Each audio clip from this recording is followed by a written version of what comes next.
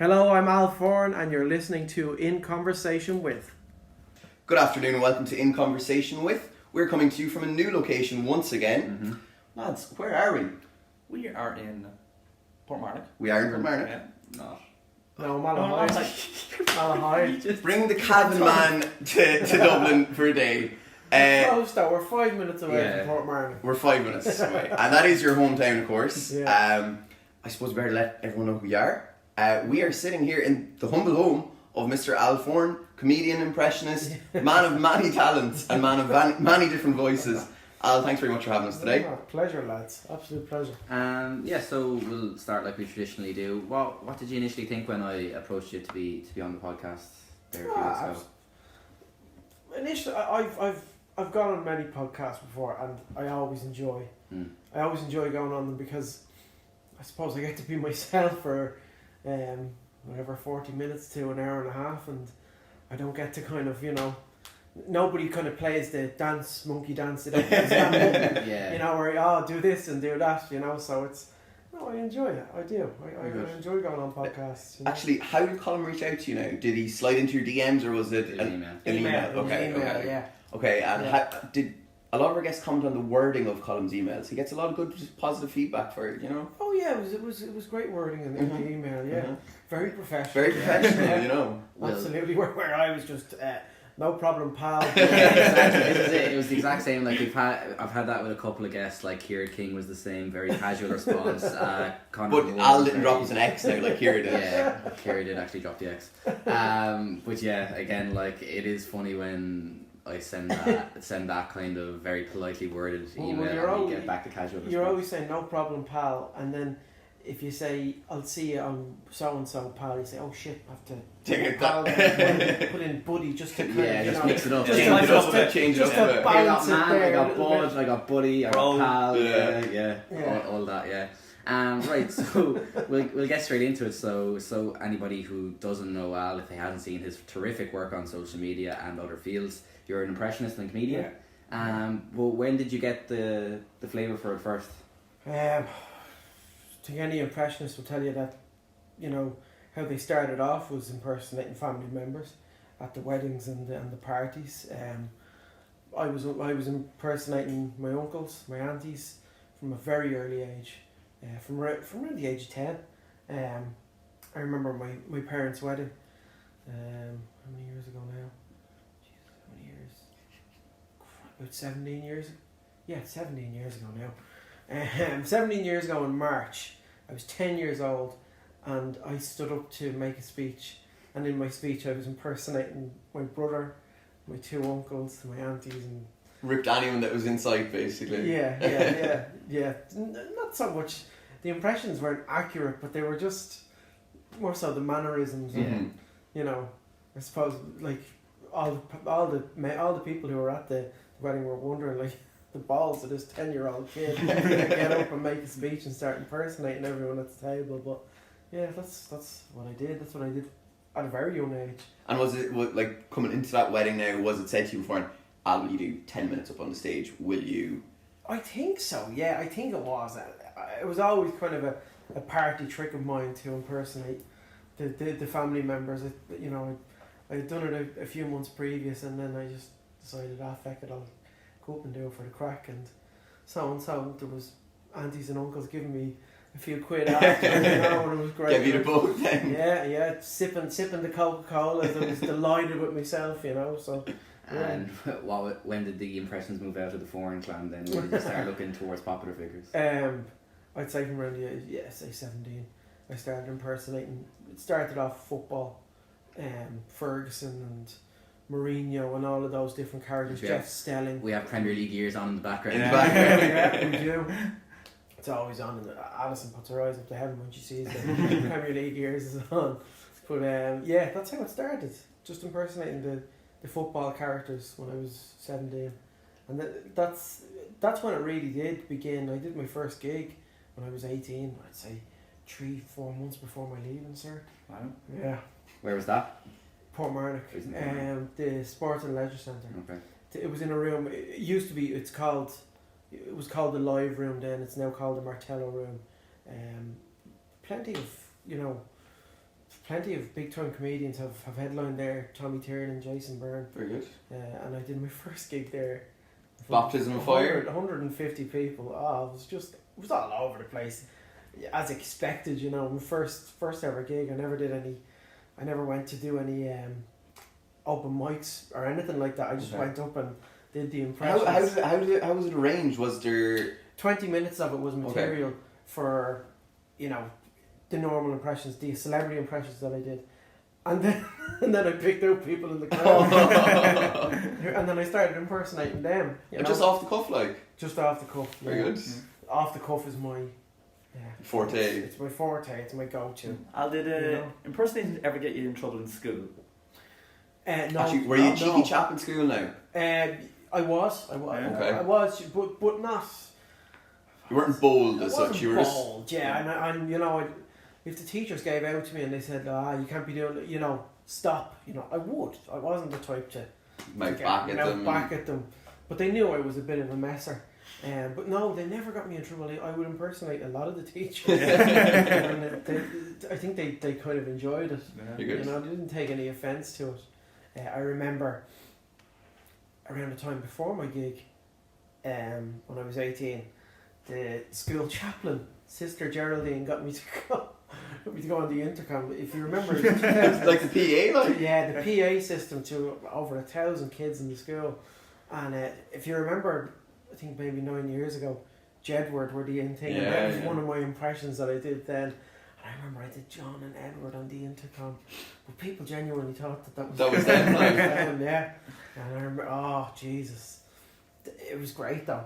You know, and it was mad that a school chaplain would want to troll all of her students. You know, in the school, that, you know, it was me on the intercom talking as these two Egypts from Egypts. They did well for themselves. They're still knocking about. They're still knocking about. Someone showed me a picture of them the last day. Two boys are actually ripped. Yeah, they are. Like they're absolutely jacked. Like I'd be blessed to be in that shape. Christ Almighty.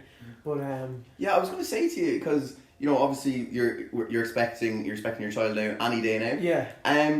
Have you heard of phantom pregnancies? What's this? You're not familiar with them. It's where the male takes on, you know, a lot of the stress and I wonder if she can hear that. She laughed it off when I told her. I didn't know the term for it though. Okay. Phantom pregnancy. Okay. Mm-hmm. Yeah. Well, I think it is. She's hoping not. I'm going through that. Yeah. Are you getting the food cravings as well? And yeah, it's just. But I'm in the gym as well. But it's hard to stick to the diet. I went to the gym maybe a year or two ago, lost a ton of weight, you know, but just with this whole thing, when we get back to it, I'll definitely... You get back into a routine. Get back into the routine. You say that now, but now when you're up at 4 o'clock in the morning... Oh, stop. All ahead of you, Al. I know. But look... Actually, while we're touching on that subject, like, do you go to any parenting classes? Have you done any of this kind of stuff? Not so. Yeah, I think it's mandatory to do the classes in the Rotunda. Okay. We went to 6 classes just to prepare us for labour, and there was a post kind of baby class as well. You know, just guiding us through what to, you know, support the neck and support. Yeah, how to hold the head and all this kind of stuff and all that. She's well versed. She worked. She's a primary school teacher. Okay. Am I allowed to say that? I might edit that out. It's okay. Am I allowed to say that, Alison? Yeah. Okay, Grant, we don't need to edit that. she's a primary school teacher, but she worked in, you know, the creches before. Yeah. Changing babies' nappies, so well versed. I'm going to be, you know, looking behind. Oh, yeah. But she's brilliant. She's all set for it, you know. And she's been fantastic so far. She really has. I'm very proud of you. Very proud of you, hon. Right, so back to the but yeah, you did your first gig when you were 18. When did you start getting a bit? Actually, when did you start Facebook page? 2013. 13. Yeah. 6 years ago. And was that a slow burner or did it? Slow. Yeah. Until 2015. Conor McGregor came along. And that was I have to say, it was the launchpad impression. I had been doing impressions so long before that, but because he was the big thing in the country, he was the big thing around the world at that point with the build up to the Jose Aldo fight. That was the launch pad for me, and then after that I had the opportunity to kind of show off my other impersonations, the football ones. If you look at my Twitter, you'll actually notice my Twitter it's very football centric. Yeah. We were only discussing on the way down, yeah. Yeah, a lot of people want to hear my football impressions, especially the Van Gaal and the Mourinho. I saw Giggsy loved that. Yeah. Oh yes, he did. Well, it's great to see Ryan again doing good job with Wales. I'm very proud of him. Gives him a smack across the But what would you care? You're Liverpool fan. I actually seen his brother. What's his name? Rodri. Yeah, Yeah. that was the whole thing on that was very close to the bone. I was really. I thought that was a piss take. I hadn't seen. I seen the paper ad. But it's Paddy Power, isn't it? Yeah, it's Paddy Power. They They like to. Do you remember when Mayweather at the weigh-ins for the McGregor fight? Mayweather was wearing the Paddy Power boxers and up on the weighing up on the scales. You know? No, it was very close to the bone, but kind of what you expect from Paddy Power if you look at their Twitter. So it was Conor McGregor then that kind of launched the page. Yeah, absolutely. Like if you remember back in 2015, he was doing the world tour with Jose Aldo, and When he really blew up. blew up at that point. Really blew up. I remember he was, they showed the embedded, and he was there pinching his neck behind them. He was just those videos were getting millions of views. Everybody was watching them, and I jumped along, did the McGregor impression, and it really did. It became fairly stratospheric for a good 2 years. And was it kind of overnight, or did you just gradually see it started to? It was gradually. Okay. The videos were picking up, and then I remember Jose Aldo pulled out of the fight.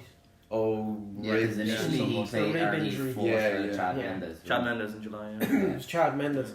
He pulled out, and then I did a video with McGregor on the phone to Dana White, and Mike Tyson was involved in the video, and then that.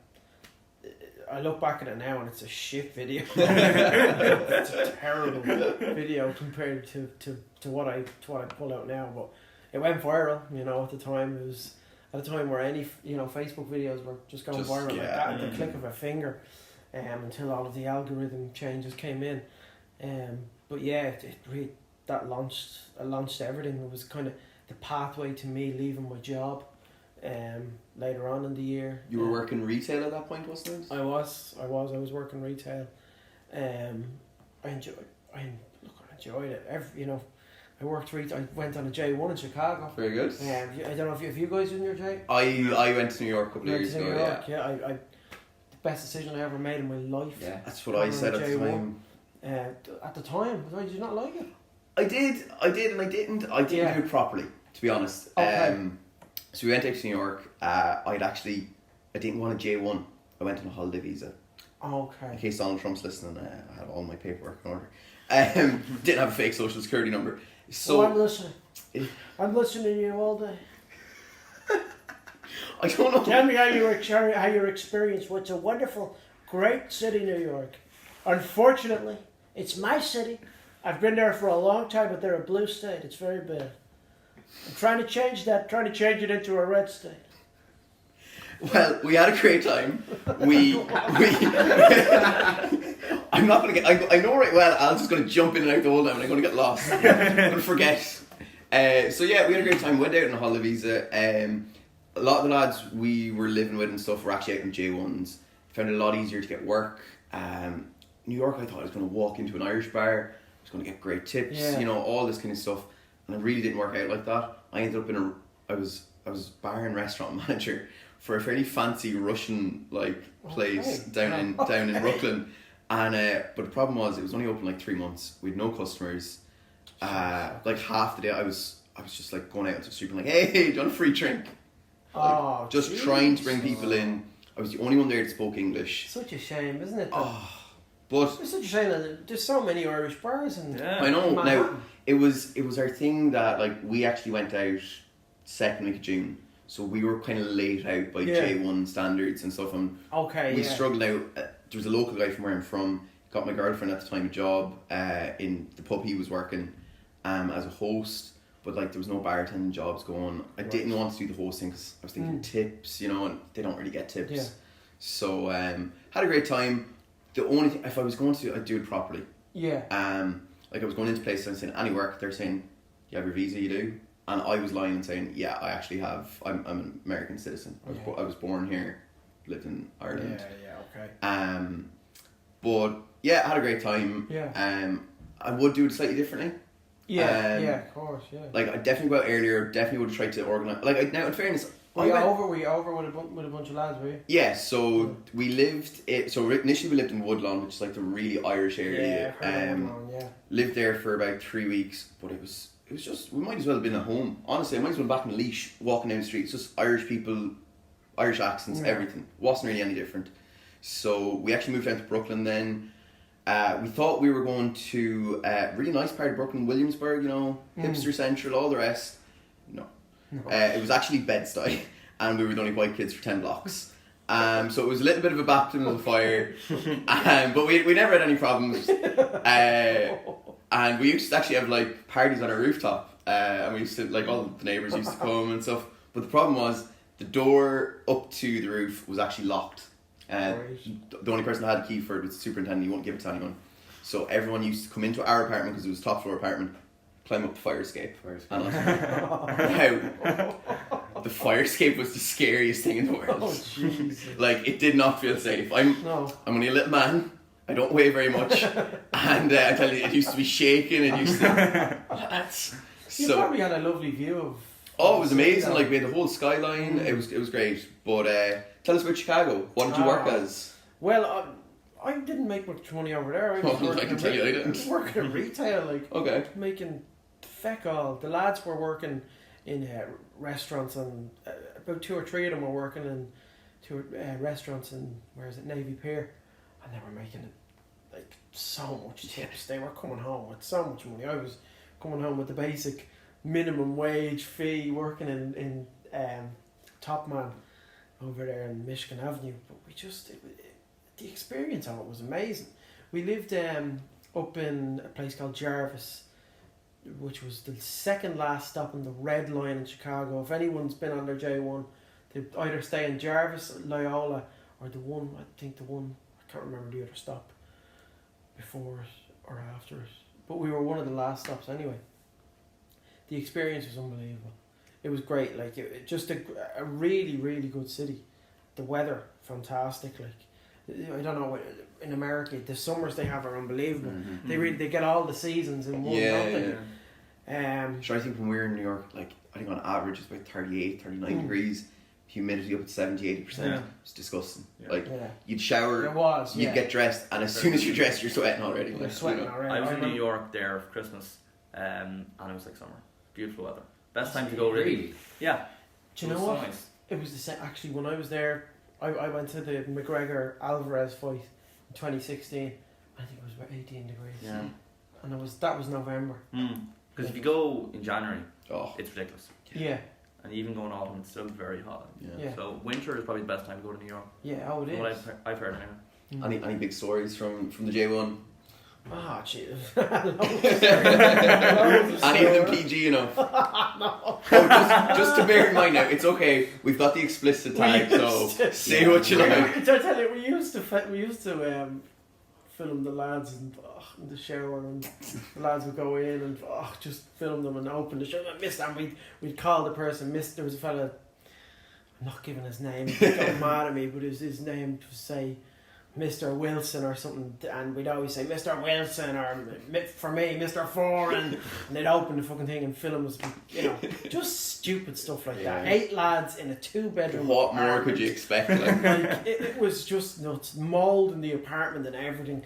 But that was the J1 experience. Broke after 2 weeks that we got, having to get ourselves a job. Actually, I do have a mental story. We were on the streets for 8 days. What? So we got accommodation. Yeah. Fucking great crack. We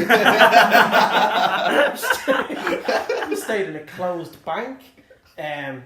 We stayed with a guy, a lovely fella, Jerry Connolly. he ran kind of a hospitality service that would hire the J1 students. This is hilarious. The induction for the Irish J1 students, he did with about, I'd say, 50 or 60 of us, and it was a day. And he said usually for the Americans the induction is about 3 days, which we know that you guys are so well versed and copped on when it comes to work in true bit of common sense. well, true experience with the J1 students. They actually shortened the J1 students' induction down to a day, and the Americans it's 3 days apparently. They are a bit thicker though, to be fair. Figuratively. That's untrue.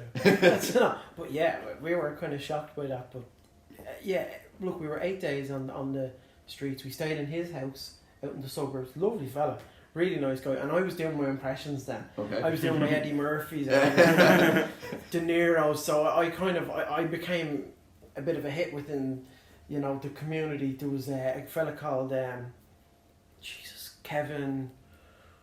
He's a big time sports host for football. Oh. So yeah. It'll come to you. I think Kevin Pelson, but that's not it. He's Irish and he's over in the States now. He does a bit of work with Christian Vieri. Okay. I don't know what network it's on, but he had kind of set up a thing in Chicago called Hop the Pond, and that was like the party kind of. He'd host like a couple of the J like a promoter kind of thing. He was a promoter over there, and he had like a rooftop party, so Yeah, he'd have a view of the city. But he sorted us out, like he helped us while we were homeless. A mate of mine from Portmarnock, Ian Bailey, he was there for a year. He had us in his. So we were grand, but we were carrying. We were carrying our luggage around. Luke Martin as well. He needs a shout out. He had us for a day or two. Legend. We were carrying our luggage around. And were 8 of you just landed into whoever's house was going to put you up for? Yeah, and it was like that for most people though. Like that for most of the people on the J1. It was mental. Now, it was insane. When we went I out, got the apartment, by the way. I got the fucking apartment. Well, yeah. When we went out, so the lads went out about maybe 2 weeks before us, and they were going to sort the accommodation and everything. So they were actually homeless for about a week, 10 days as well. Yeah. But so this guy that they just randomly met ended up saying, "Are you Irish?" Like, they were literally sitting on a street corner. "Are you Irish?" And he said, "Yeah." And he goes, "Where are you staying?" "Nowhere." And he said, "Right, get in the van." This is what lads described it, just a big white van. But he just threw all the shit in, jumped in, brought him back, gave him, his wife cooked him a big meal, everything. He goes, "So where are you going to stay, lads?" "No idea." He goes, "Come on out." He had a big basement. He went out and he bought 5-6 blow up beds, put the lads up. He kept just bring down crates of beer, everything. Then we got a place, and we were there for about a week, and as I said, humidity, heat, everything was just disgusting. We used to have to just sit outside and hope that the breeze would cool us down a bit. We had no AC. Blow up beds. My one actually had a puncture in it, and myself and my girlfriend tried to share this double blow up bed, and 10 minutes after we go to bed, it's just deflated. And I don't know if you've ever been on a deflated airbed, but if someone moves, it's like the other one goes up. And the amount of rows we had about it was unnatural. But we were sitting outside anyways, and this guy, different guy altogether, pulled up in a van, and he goes, "Well, where are you from?" "Good for you boys, Donegal, whatever, grand." And he goes, "Why are you sitting outside?" He said, It's too hot inside. "Have you no fucking AC?" "No." And he goes, "Right." He just drives off. Comes back an hour later. He went out and he bought 2 ACs. Second hand off a mate of his. And he just gave them to us. And he goes, and he says, do you have beds?"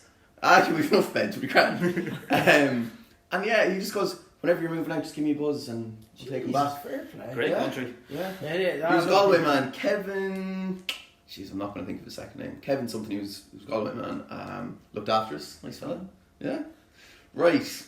Moving on. We'll bring it back to this side of the pond. Back to the impress. But yeah, J1, do it, guys. Just do it. It's the best experience. I think the plan this summer is to stay in Dublin and work away and see if we can go somewhere with the podcast, and then we'll see what happens. Absolutely. We have to we'll be finished the degree then next year as well, so we'll have that out of the way, and then we'll see what happens from then on. Yeah, definitely. Okay, so come on, tell us where and when did you actually say, okay, I can do this full time? November 2015. You straight off the bat. And funny enough, I decided to leave. I left in November 2015. I probably decided around October, so I would have given my job 4 weeks' notice, I think. And then a week later, I was offered a job in Joe.ie when I left. And I worked for Joe. I don't think many people know. Do you know? Yeah, we did, but Okay. we actually, now to be fair, we know this because we were informed by a prior guest of ours, Yeah. Mr. Conor Moore. Yeah. He was brought in for an interview. You were still there. We're gonna stick with Al. Look, Conor's a good friend of mine. Conor's one of the best impressionists in the world, in my opinion. I was in Joe.ie and I just didn't like the way I'll say it straight out. I didn't like the way I was being treated in there. Okay. I did a lot of great work for them in there in terms of like viral videos and voiceover work and just I don't think, but they said it themselves. Paddy McKenna said it himself, who's the editor of Joe. He said we didn't understand how to manage you at the beginning. We learned. They learned through Trial and error. Yeah, through mishandling me to not do that with Conor. And what was it? Saturation or just? When I was initially brought in there, I was there from Monday to Friday to sit in front of a computer, and the odd 2 or 3 times during the week be called up to do something if something came up. It was just, there was no organisation to it. I worked with Christian von Strenher in there, and Gary Carroll, who Conor probably mentioned. That Gary Carley did, yeah. 2 geniuses, absolute geniuses. We did the Euro song in 2016 with O'Neill and Keane. If you remember that, it was Joe's entry as the official song for the Euros. It was Islands in the Stream, Ireland's Euros Dream. It was that kind of mix. I did the McGregor video for New York. Just we had hits, like there were hits, that were going viral online, and they were the superimposed animated videos. And then the odd time I do a couple of videos myself, but just the way everything was handled. It was unfortunate. It was very unfortunate. They'll say it themselves, and Did you leave on good terms? I don't know if I did. Okay. I don't know if I did. Did it come to a turning point then? Did you say, do you know what, I'm out, I'm gone? Oh yeah, I had to leave. I was doing well myself, kind of without them. I still am. I'm happy doing my own thing. I mean, look, if there's an opportunity for us to both work again and where it's on good terms, yeah, absolutely. I'm not gonna be like say, oh no, I never want to Never go back there. But it wasn't a great kind of time. I wasn't allowed to post anything on my social media. On your own personal? Yeah. Okay. That was a big thing I think that Conor mentioned as well. Yeah. His own page versus what the work that he was doing for them. I wasn't allowed. They were very, very strict on that. And that term wasn't in the contract. When you signed it? No. Oh. So it was kind of a ad hoc addition to your... More, they kind of looked at it as a gentleman's agreement, I suppose. Okay.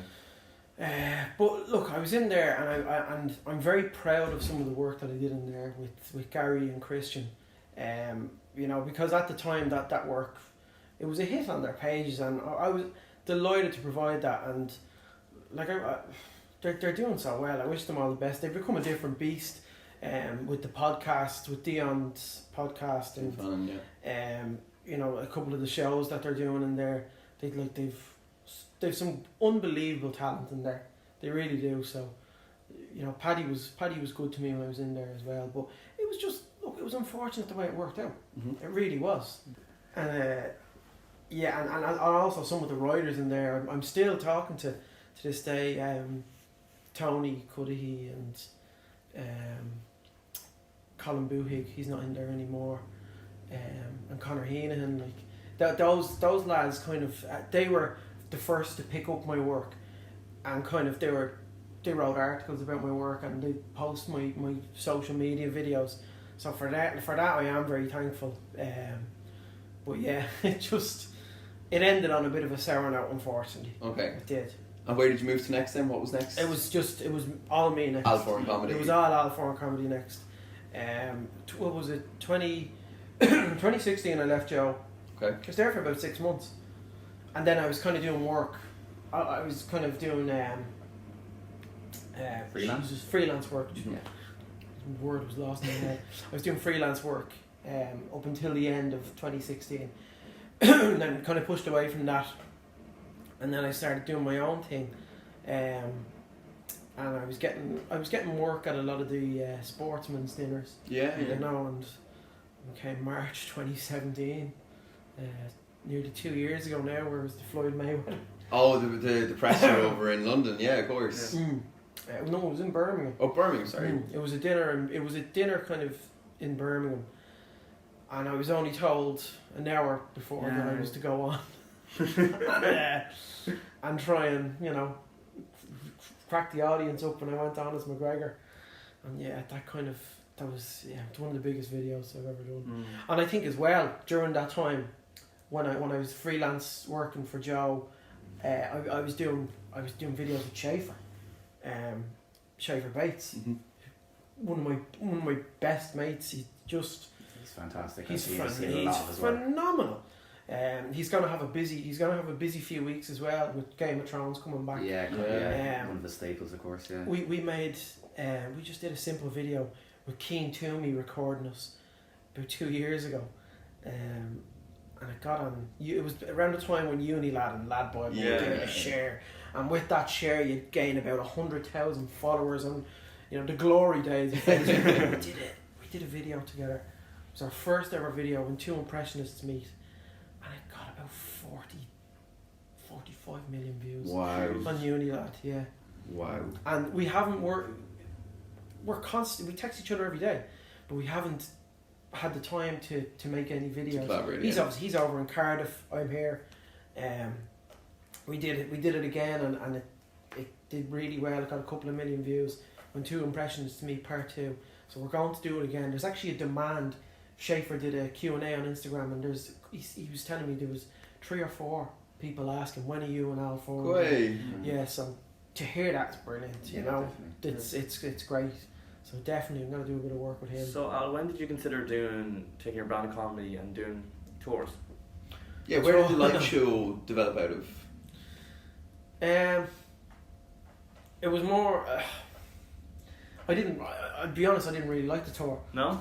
Really? No. I loved Vicar Street. Yeah. Okay. It was a premature decision. Okay. That was made. I just look back at it now and I think we sold Vicar Street, we sold Belfast, but Cork and Limerick, it just wasn't too well. I did press for it, which didn't. The press was great, but it didn't help the sales. It was just, I don't know. It was really weird. I was focusing so much on it that I kind of lost my passion for the videos, which the sketch videos for me are the important. That is bread and butter. That's my bread and butter. That is my primary objective. But the tour came and it was going to get this show together, and we got the show together, and the last show was Vicar Street, and it ended on a lovely high. But my God, it took so much out of me. Yeah. It took a lot out of me. It really did. A lot of people, guys, they might be familiar with the Two Johnnies. They've been talking about how they basically toured the country last year doing all different GA gigs. Yeah. And they say like it looks fun from their like whole their Snapchat experience and post on social media, but it's actually very difficult. They said it was absolutely exhausting. Yeah, it's exhausting. Yeah, because they I did 4 shows. Yeah, like the boys said that they could be in Donegal on a Friday evening and have to be down in Wexford on sure what they went that when they started tour, they went from Sligo there recently, and then I think the next they one were Laois next. Laois, yeah. Oh no, they were 5th of February. That was but yeah, like a lot of people, that is something that we've seen is that tours are extremely demanding. Obviously you would agree with that. Yeah, they are demanding.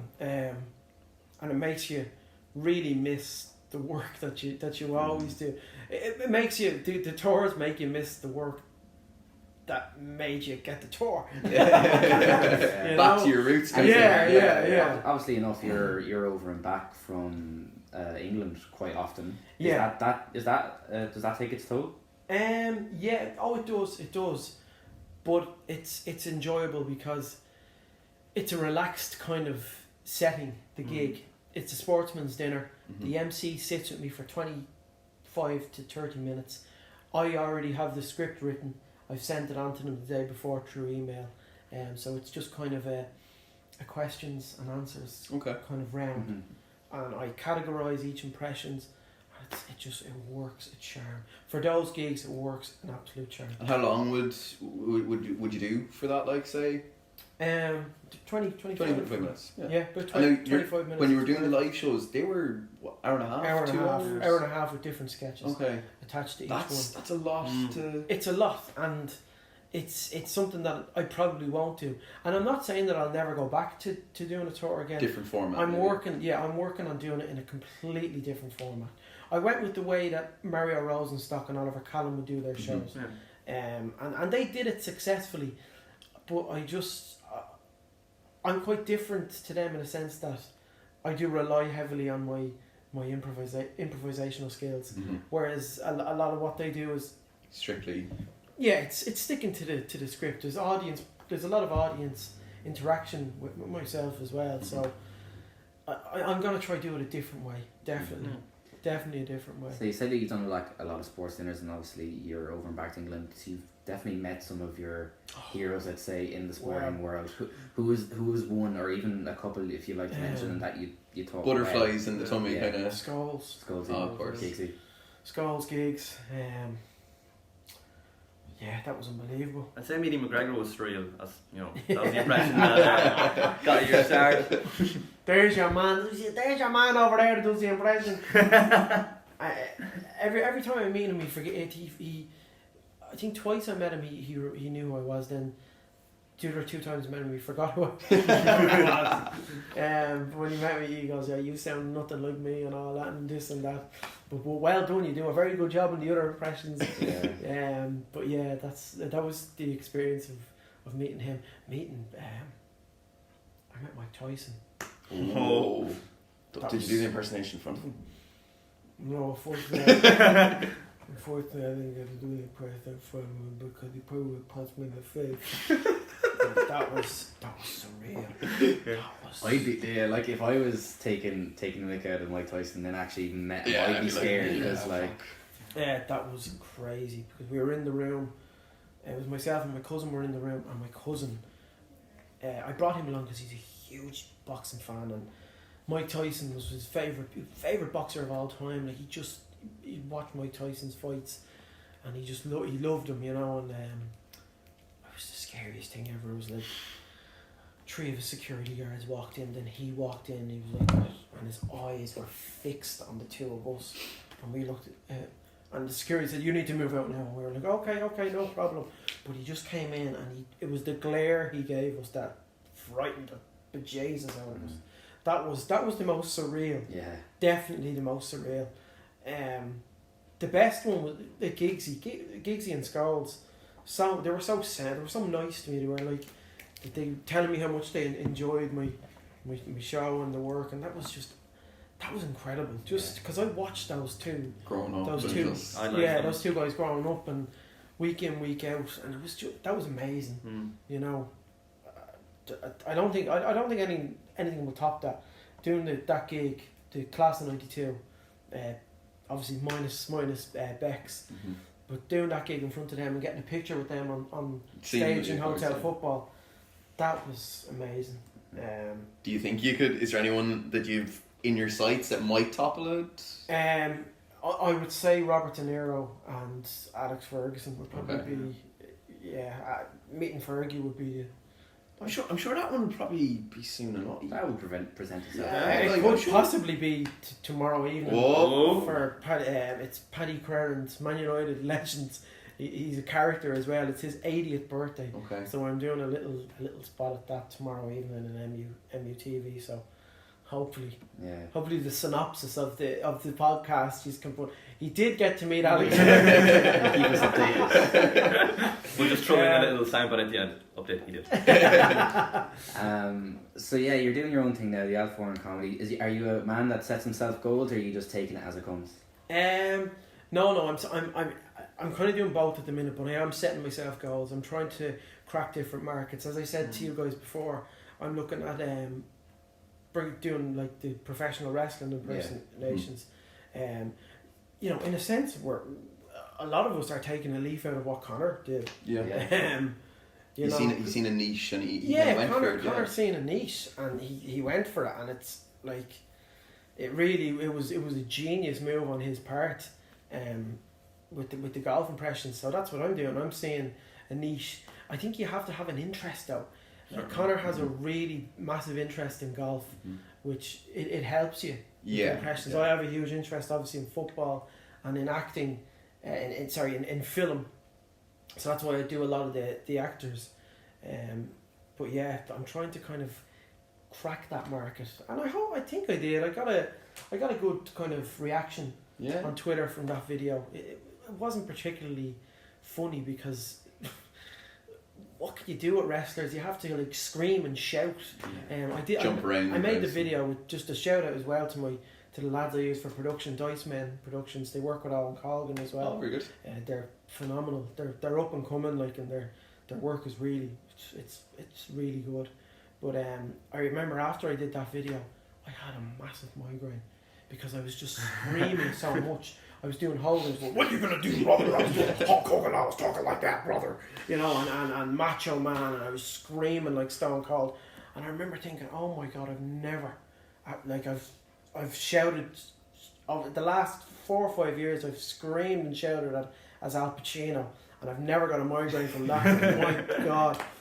Just doing all those testosterone fueled men, you know, it was just it took a lot out of me. Does that ever, because obviously like your livelihood depends on your voice. Do you have to look after your voice? You know, a little bit of a honey tea. Down there, you see, you probably find about 9 or 10 packets of Vocal Zones. Yeah, I've got Vocal Zone tea in there. I've got lemon. I've got the kit. The kit for it, yeah.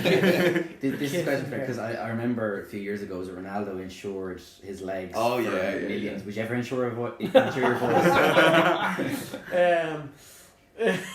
really bad cold. Imagine ringing up to get do your car insurance premium. Any chance you do my voice there as well, lads? If I get his level of following, then I probably.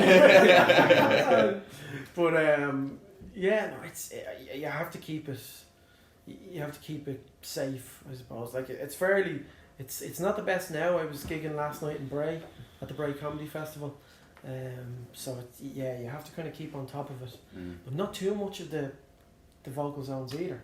Not too much of that because that can kind of overdo it. You can overdo it. You don't rely on it when your voice is strong enough to actually, you know, when your voice is strong enough to go on with the gig.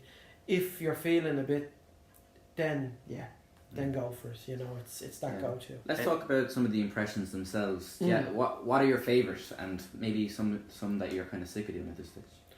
Like you have over 100 characters like this stage.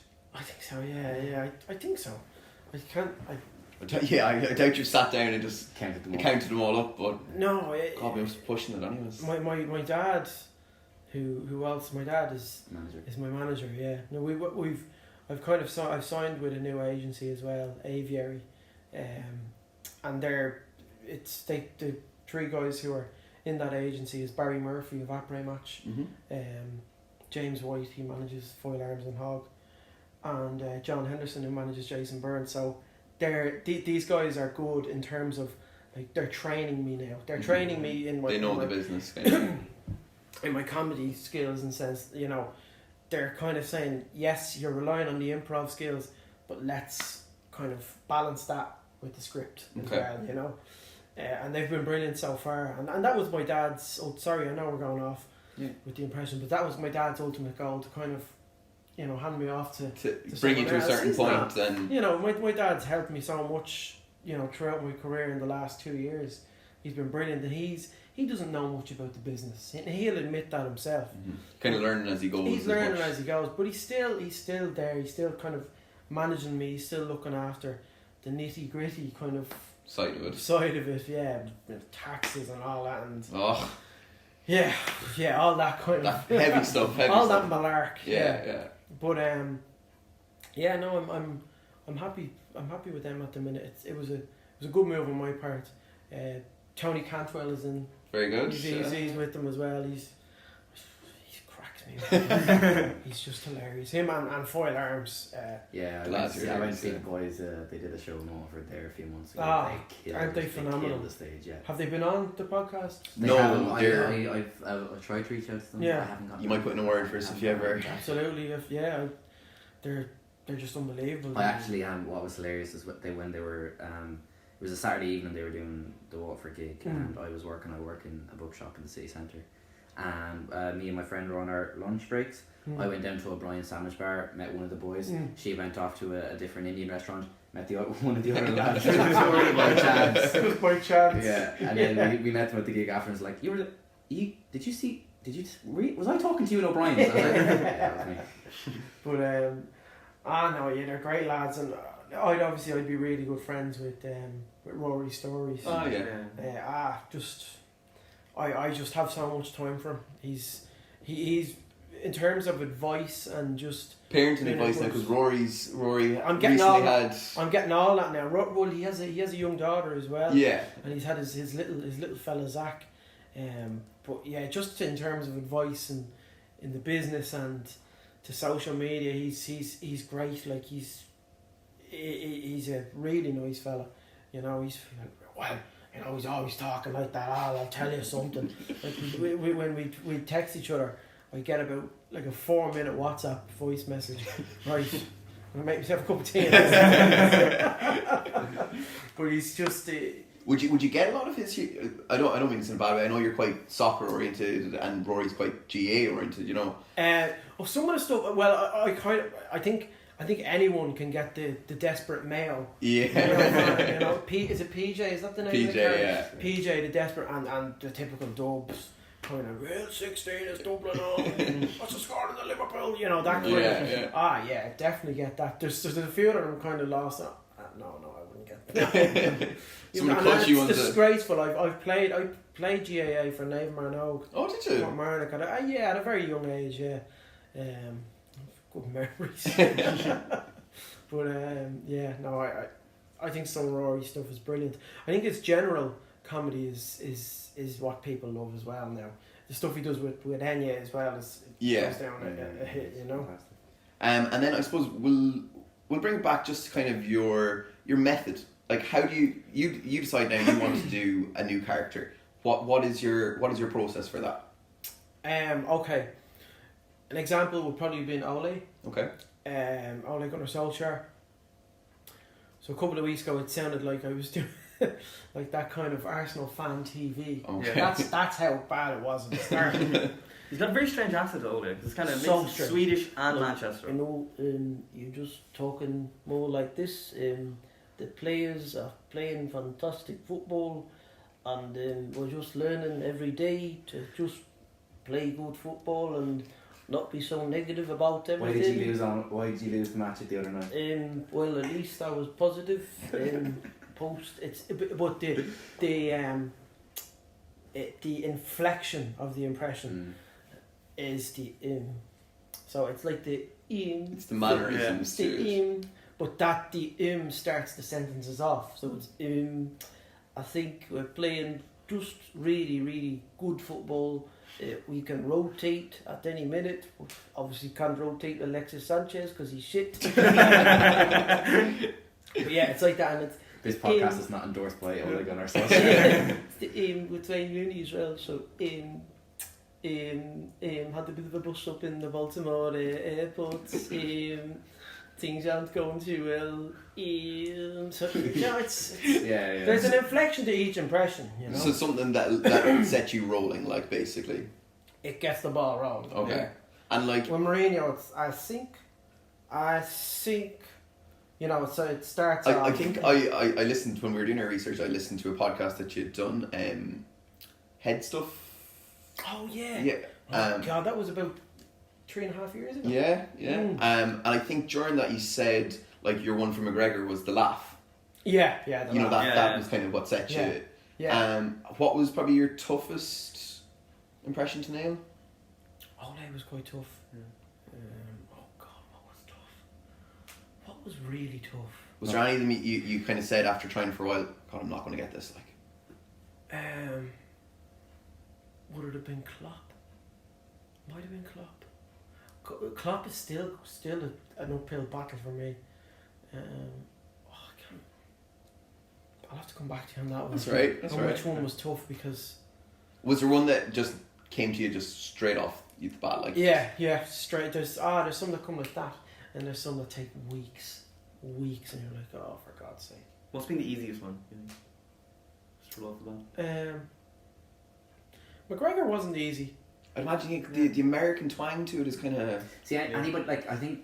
Double it would have been quite. Yeah, I think people kind of get confused with it is just like people just use a double accent and think that's it. To actually get it nailed down accurately. At the start it was very much like this, so I would talk very much like that because people associate, and then of course it kind of morphed into something like this. You know what I mean? So where I was talking like that and talking about, you know, post fight, just analysing the fight about what went wrong. So things are hopefully going to be very good for the future.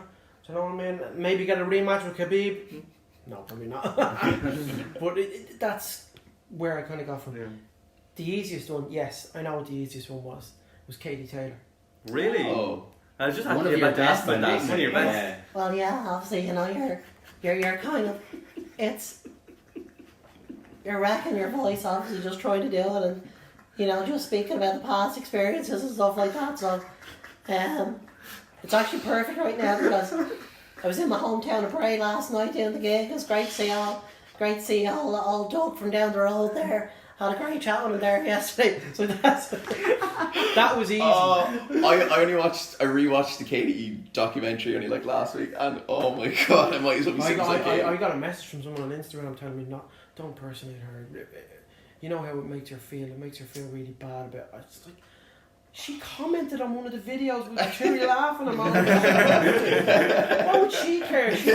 She's like she's Ireland's best athlete at the moment. Yeah. You know. Well, I was going to ask about Katie Taylor, and because you've started doing female voices now, you also have Kim Kardashian as well. Any others? I have to work on more. Yeah. Do you know who I was watching the other day, and I was thinking, Jesus, she would be a good one to do, because she's making waves at the minute. Alexandria Ocasio-Cortez. Oh yes. The fourth most highest viewed video in Twitter history. I read that today. Oh, her. How do you define? The president's part. Yeah. Her voice is so annoying. Though. It's so annoying. It is the most annoying voice, but I think her voice is deliberately like that to annoy all of the Republicans. She's very good. She's doing a great job, and she would be a good person to try and impersonate. I've thought of a couple of videos coming up, like especially with the new Avengers film coming out. Yeah. You know, I thought of a video around Trump getting the gauntlet and erasing the likes of Nancy Pelosi and Chuck Schumer and AOC and the Obamas and everything. So I have an idea around that. Very good. Look forward to that. Yeah, just simple. It's videos that are things that are coming out at the time. It's kind of, they'll be trending. Yeah. But that Avengers film is going to make $1 billion, $2 billion. You know, so you have to jump on that bandwagon. Although with Donald Trump, when you post anything Trump related online, it is completely they cut the reach on it. Really? Yeah. All of the social media platforms cut the reach on it because his name is so saturated on Twitter. He's everywhere. Yeah. You know, like on average, if you type Trump into Twitter, you'll see 15,000 to 30,000 tweets in the last hour on average. So it's his name is so saturated. Yeah. You know. I'll just bring it back to social media from I know professionally. Obviously, it's your go-to. It's how you've come to where you are today. On a personal level, how do you indulge in social media? Like, how do you feel about it? I'm kind of quiet on it. I'm really quiet on Facebook, quiet enough on Instagram. It's Twitter where I just Your main go platform? nuts, yeah. Just during football games. When United are playing, I'd be all over Twitter. I think even though Twitter is so divided, it's so divided. It's like when you go onto Twitter, it is the war between the left and the right. It's happening. Yeah. You know, it really is. You go onto Facebook and it's Oh, you scroll down, you could be waiting 10 tweets and then you'll see an all-out argument on a thread or something like that. Whether it be over in America or more pertinently here about Brexit and the like. literally, Twitter is a war zone. It is.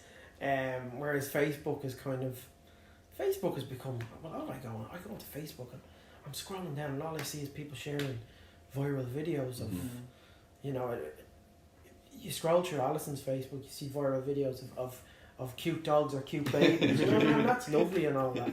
And Instagram, Instagram is Instagram. It's a weird one. I think Instagram is really popular here. Yeah, it's very popular now. Yeah. It's so popular. It's become huge. You know? I'd say it's probably the number one I'd say in Ireland at the minute. Yeah. You know, I'm always been told, oh, you should do your stories on Instagram. You should talk into the camera. What am I going to talk about? What am I going to talk about? You know, I'm going to talk about what I did for the last. What you had for dinner? Yeah, I'm going to tell you all. I'm going to tell you all for the first half of my day how I got up and how I had my breakfast and I got in the car and I need to do this and I need to do that. No, you don't need to know that. I'm not being bad. People want to do it. They want to tell people. No, I would like to keep that kind of private. Has it ever been? And I know, like, especially as you blew up, has it ever come into your head, like, what you put out in that public sphere? You know, from a personal level, like your home life. You know, you obviously have a child on the way. Is that something that you want to maybe keep away from the public side of it? You know. Yeah, I think so. I mean, as you know, my mum was a huge part of the videos at the start. She's a character. She's Christ on.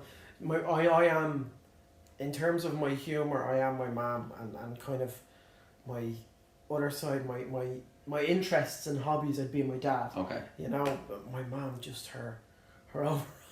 She added so much to the videos. She's always on to me. She goes, "Oh, will we make another video? Will we do this?" But I'm so careful because of that now, because I don't really make as much videos with my phone out. I get the lads come up here, the Dice Men lads come up, and we create the content together and we release 2 to 3 videos a month now. So it is quite. I want to keep it limited. In terms of my baby, no, I don't know. I'm not going to post my baby up every day. Like, you know, I'm not going to do that. I'll get them a little, I get them a Man United kit for the new season. Yeah. And I'll have them in that, and something simple like that.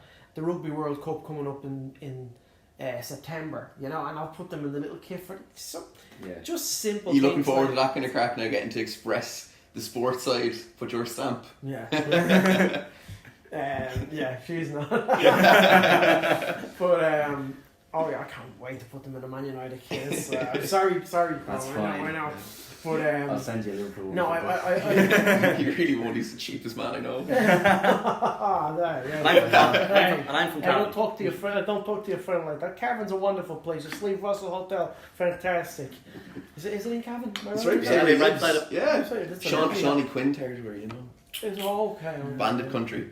Okay. We'll say no more. But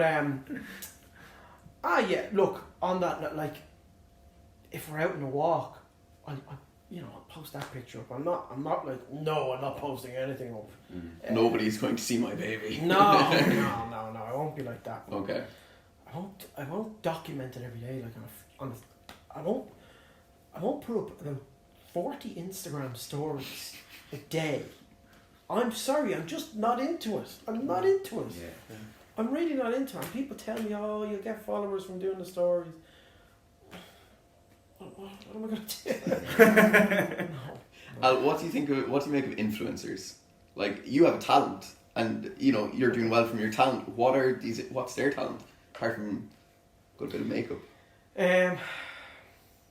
I'll tell you what. They're hard workers. Okay. I'll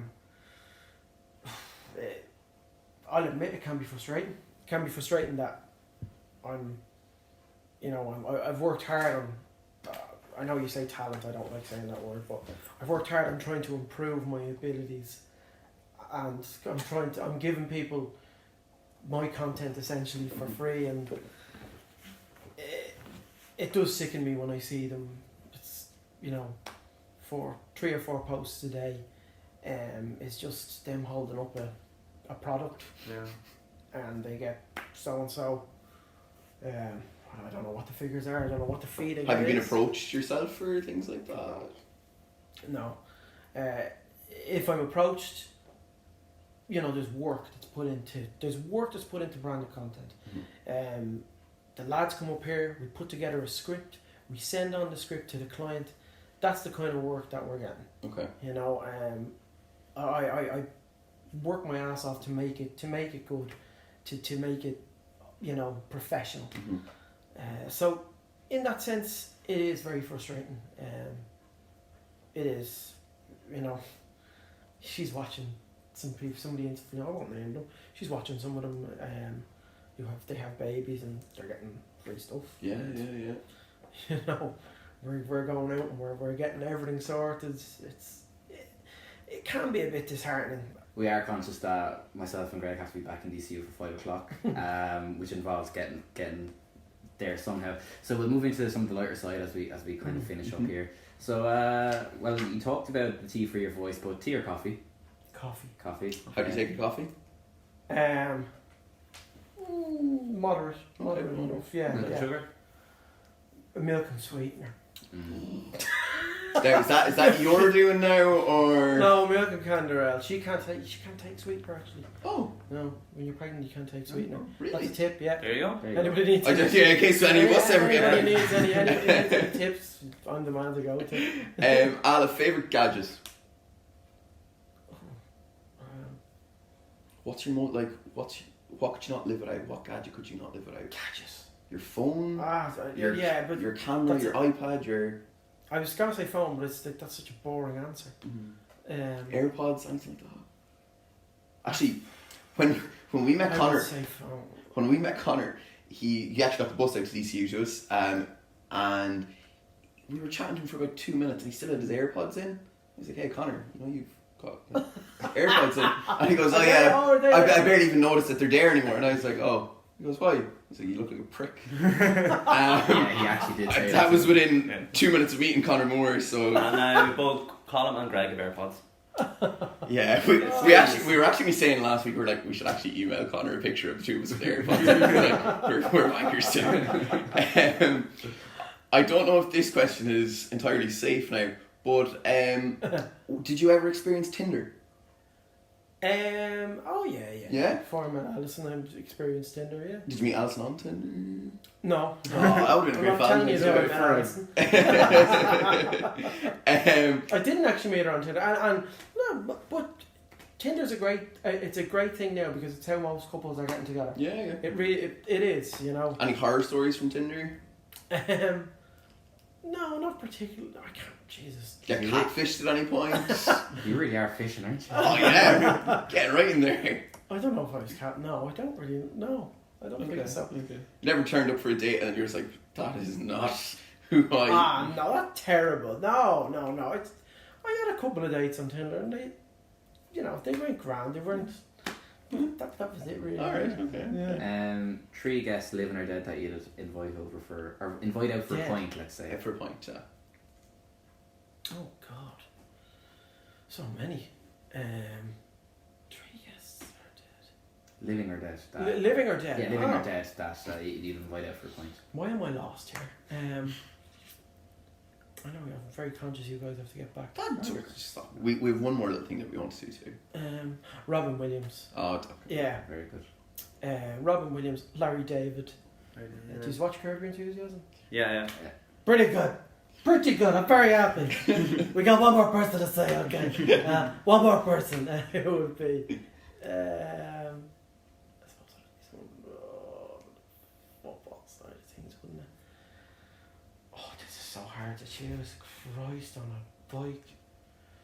Larry David, Robert, these are two comedians I've picked. Fergie?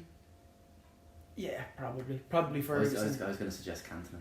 Oh, Yeah, so was I. Yeah. I was thinking Because King he's a bit of Eric. a comedian. I was thinking King Eric as well. Yeah. No, I'd probably go for Ferguson. Fergie. Such a mad mix. Yeah. Ferguson, Robin Williams, and Larry David. Okay. So at the end of every show, we always ask our guests any advice you can pass on, or what's the best advice you've been given? Do you know, I'm blessed, and that there's young impressionists that are coming to. There's a young lad, Oisin is his name. He's on Instagram. Oisin Carroll, I think his name is. And he's always coming to me, and I think to Connor for advice. And there's young lads in America who've come to me for advice, Wow. in the UK. What I'd say to them is, you know, I didn't start off like, you know, with De Niro and all the other impressions. They're not up to scratch like they are now. You just keep working on them, keep going at them, and we are very lucky. I know Facebook has brought in the algorithm change, and it has kind of stifled opportunities online. I was very lucky to get in before that. But there's so many other platforms that you can get the exposure on. Keep working on those impressions, hone your craft, and that's it. You just keep working hard. If you don't work hard, then you're not really going to get anywhere. If you have the ability, and you think with that ability, I should be there, then you just need to work at it. Just keep working, you know. You get yourself there. And you'll get yourself there. That's how I did it. That's how I did it. I was talking to you guys. I said the gig that I did was 9 years ago now, in my local community centre in Portmarnock. I was in film production in Colossadoolig. I was only down the road from this. But I was thinking to myself, why am I there? Why am I not doing this? Why am I not doing that? The reason why was because I wasn't working. And then when I started working on it around 2014, 2015, I was getting places. You know, so that's what they need to do. And anybody who needs advice, anybody at all, message me. I'll give you all the advice you need. Because I love seeing young up and comers come up, and it's great to see it. And it's also a lot of people want to try and want to have me and Connor and Schaefer and Darren Farley. They want us all against each other. They want us all to pit us. I want us all to work together. That's what I want, because that makes the content 10 times better, in my opinion. That's what we want to do. That's the aim. The aim in a couple of years' time is for us all to be doing sketches together. Do you ever see a sitcom coming to the channels? You never know. Please God, Yeah. touch wood. If it does come, it'll be fantastic. But I have to say though, comparing impressionists from the past, like Mike Yarwood, he would have been in the 70s. Mario Oliver, who actually paved the way for us. So thank you, Mario, for that. But the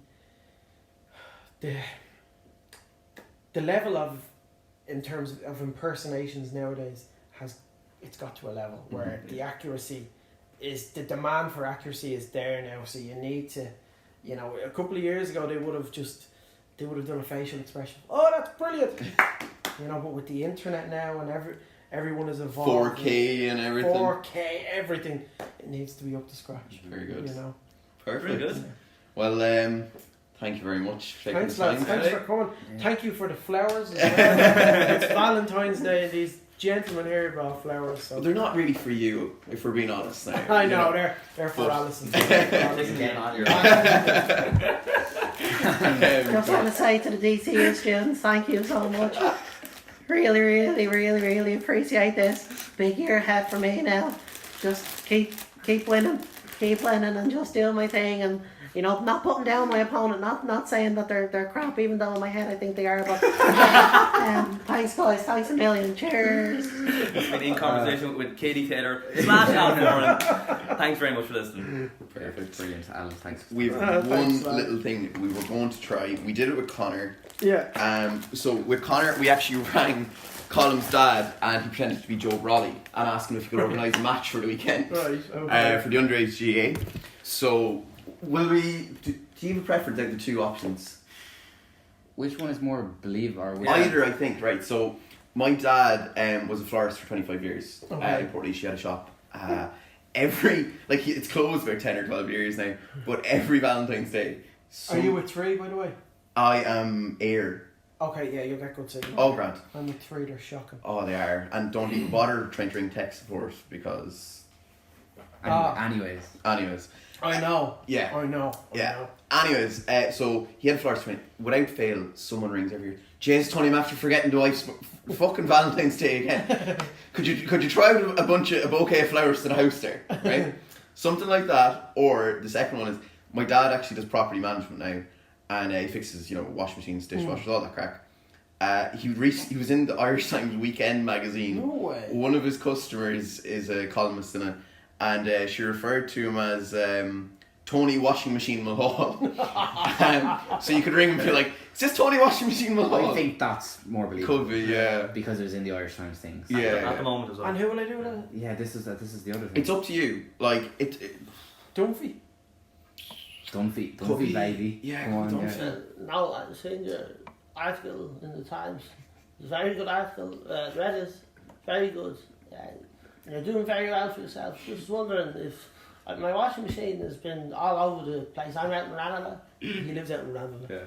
He's in Portlaoise. He's in Portlaoise, yeah. Just, be like, so you come to Dublin? Now the guys in Dublin are useless. Yeah, that'll work. Right, let's go. Can we give us your credit? Should do. Yeah, because you'll recognise my number, like. I think I went on a bit of a rant about the gossies there, Eamon. We'll actually you're probably busy, but we can send you, it'll be a couple of weeks before the episode goes up. Yeah, we can give it to you, let you have a listen. If there's anything you don't like in it, just shoot us an email at all. It's not a big deal at all. Yeah. Lovely. Hope he answers that. Okay, the lads will tell you. My dad's a bit of a character, and for whatever reason, he puts on the worst culture accent when he's on the phone. Like, usually, people when they're on the phone put on their posh voice. Yeah. Dad just fucking... Wow. Make sure to put it on speaker. Alison's dad's the same when he's talking to. He works out in Oh, sorry. Speaker. Yeah, and right beside the thing. Okay. Tony Irish Times.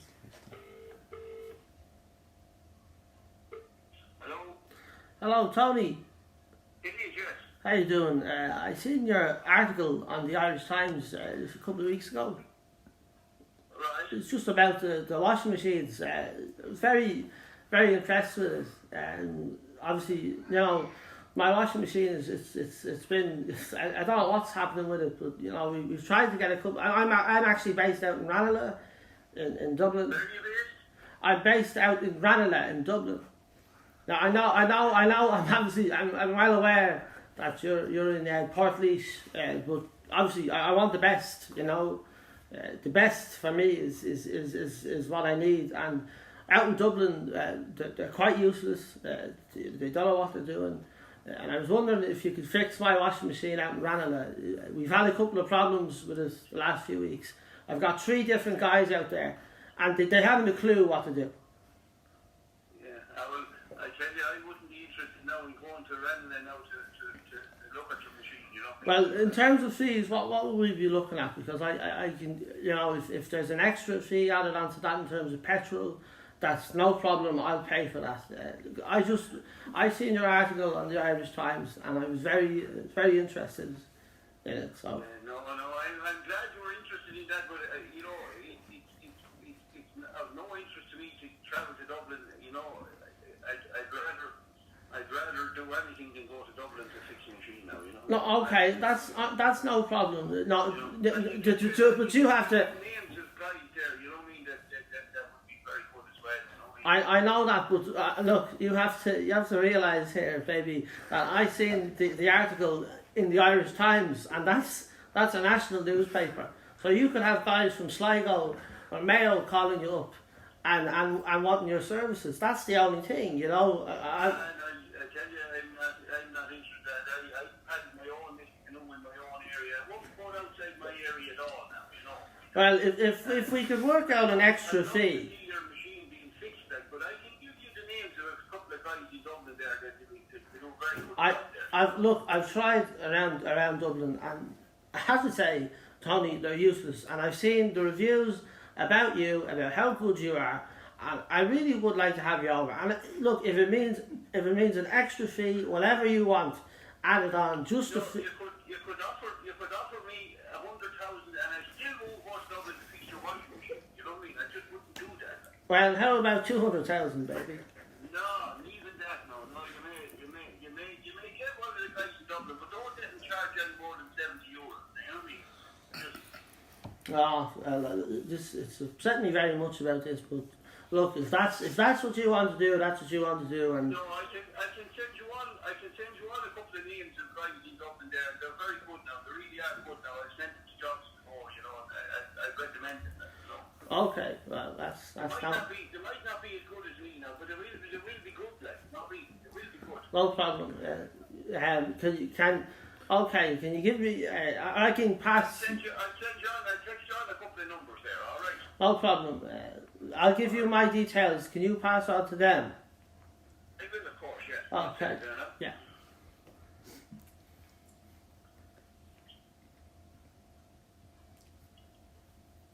Now, fire away there now. Dunphy, Eamon.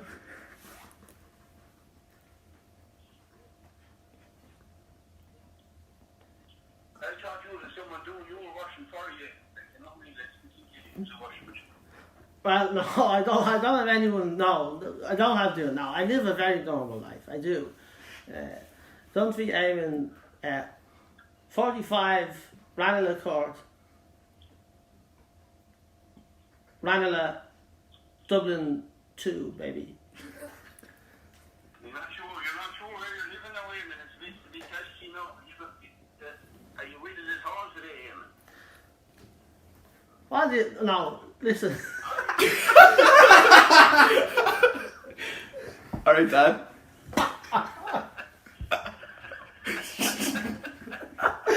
Well, Tony. Dad, this the lovely voice was actually not Eamon Dunphy, surprisingly. It was our good friend Al Foran, impressionist, who we're currently sitting down with. Yeah, well, I tell you, he wants to get Eamon's address right there, you know. That's where he only slipped up. So you're not going to come to Dublin for the 100 grand then? No? I said 200 grand. Anyways, thanks for taking the time, Tony. Goodbye. Good luck. That was incredible. Oh, that was amazing.